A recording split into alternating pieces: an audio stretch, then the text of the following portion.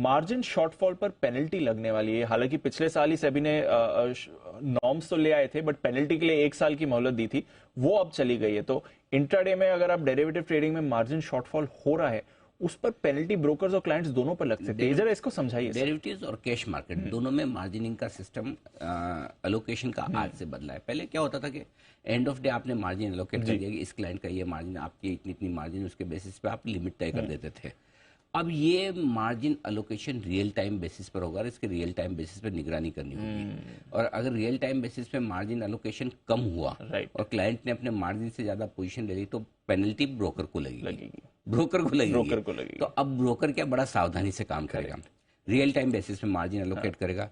Real time basis पे margin allocate करने का मतलब है कि अगर किसी क्लाइंट ने बोला सर मेरा तो मार्जिन है जरा देखो, तो वो देखेगा है, फिर अलोकेट करेगा, उसके बाद ही क्लाइंट ट्रेड कर पाएगा। पहली चीज। दूसरी चीज, कई बार क्या होता है कि जैसे आपने कोई शेयर बेचे और आप शेयर बेचे, आप बोले मैंने तो शेयर बेचे, वो पैसे आएंगे, उसके सामने आप मेरा मार्जिन दे दो, सही बात, मुझे लिमिट दे दो। तो जनरली उस केस में पहले तो मिल जाती थी, बाद में एक डिलीवरी लगने के बाद तो उसमें अर्ली पेइन, ईपीआई बोलते हैं जिसको, अर्ली पेइन करना होता है। तो अर्ली पेइन करने के बाद भी इंतजार करना होगा कि हाँ अर्ली पेइन हो गया, उसकी कंफर्मेशन आने के बाद खाली पेइन करने से नहीं होगा, उसके बाद वापस ब्रोकर को मार्जिन अलोकेट करना होगा, तब जाके लिमिट होगी। तो अभी हो सकता है, काफी लोगों को आज बोल भी रहे हैं, कुछ लोगों को प्रॉब्लम भी आ रही है कि हमारे ब्रोकर बोल रहे हैं हमारे पास लिमिट नहीं है, जबकि हमने तो स्टॉक बेचा हुआ है या हमने तो पैसा दिया हुआ है। एक और चीज बता दूं, बार बार अर्ली पेइन करेंगे तो उसमें डिपॉजिट से आपसे चार्जेस भी लेंगे।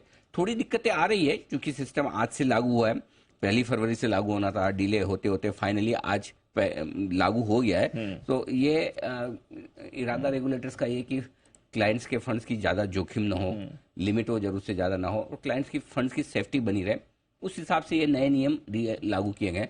लेकिन नए नियमों को लागू करने में अभी थोड़ी बहुत टेक्निकल दिक्कतें हैं, सॉफ्टवेयर रेडी हो रहे हैं, कुछ कुछ फाइल्स बार बार आपको लोड करनी पड़ेगी मार्जिन की, तो वो इशू आएंगे। तो थोड़ा 1-2 दिन हो सकता है आपके ब्रोकर आपको कामकाज करने से रोके है या लिमिट देने में थोड़ा समय लगाएं, लेकिन वो नियमों के हिसाब से।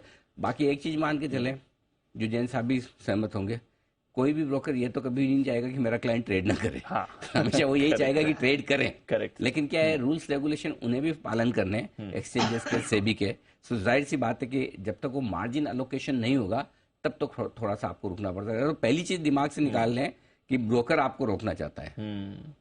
करेक्ट। पर थोड़ा कॉशियस ब्रोकर तो ऐसा ना, घोड़ा घास से यारी करेगा तो खाएगा क्या। करेक्ट। तो वैसा हाल है, तो वो तो चाहेंगे आप ट्रेड करें। हाँ। लेकिन ये थोड़ा सा मिसमैच जो हो रहा है, थोड़ा सा नए सिस्टम के साथ एडजस्ट होने का जो समय लग रहा है उसका ध्यान रखें। जैसे आपकी कोई विशेष टिप्पणी इस पर है तो बताएं। नहीं, बिल्कुल अनिल जी, आपने बहुत सही एनालिसिस दी। और देखिए, वैसे मैंने भी अभी जैसे ही आपने बोला कि कहीं दिक्कतें आ रही है, तो मैंने भी मेरे रिस्क मैनेजमेंट डेस्क पे पूछा शो के दौरान ही, तो वैसे दिक्कत नहीं आ रही है, कुछ समय दिया है। देखिए, पेनल्टी नहीं लग रही थी, मगर ये सिस्टम तो इनकॉर्पोरेटेड था ही और पूरा सिस्टमेटिकली काफी समय दिया गया। सारे जो हमारे एसोसिएशन है, वाले कमोडिटी पार्टिसिपेंट्स एसोसिएशन, एनमी, ये सब ने जब रेगुलेटर्स के पास जाते हैं और कोई भी चीज का हम लोग बोलते हैं, तो सर्टेनली रेगुलेटर्स एक बहुत ही सिस्टमैटिकली हमें सुनते हैं और फिर उसके ऊपर अमल करते हैं और फिर वो करते हैं। तो इसकी वजह से एक पहले इंप्लीमेंटेशन का टाइम दे दिया गया और अब पेनल्टी शुरू हो रही है, तो एक रेडी होने, एक प्रिपेयर्डनेस की वजह से दिया गया।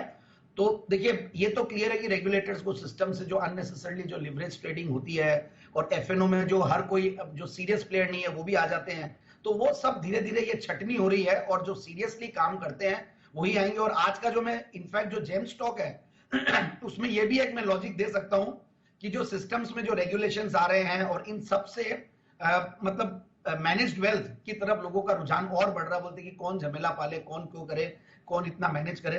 तो इसलिए एक तरीके से मैं ये बोलूंगा कि रेगुलेटर्स का जो एक एम था कि सिस्टम में और इंटीग्रिटी और सिस्टम्स और स्ट्रेंथ लाएं और मतलब जो रोबस्ट बनाना है, उन सब के तरफ ये कदम है।